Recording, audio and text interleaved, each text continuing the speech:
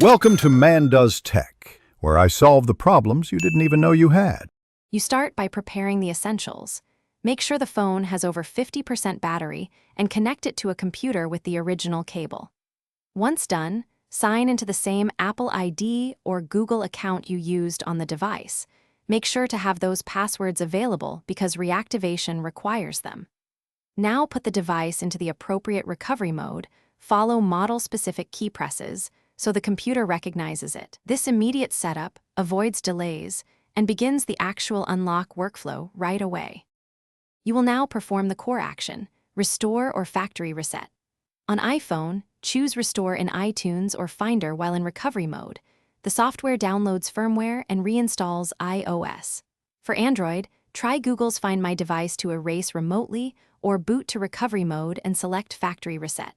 Make sure to follow on-screen progress and wait for the process to finish. Do not disconnect.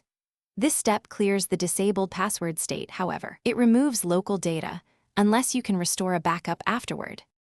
Once the phone restarts, you reconfigure it.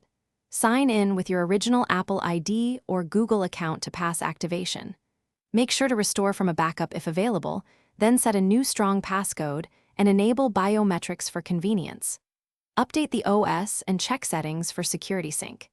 If activation lock or account verification still prevents access, contact the device maker or your carrier and have proof of purchase ready. This troubleshooting step resolves ownership disputes and gets you a supervised unlock path.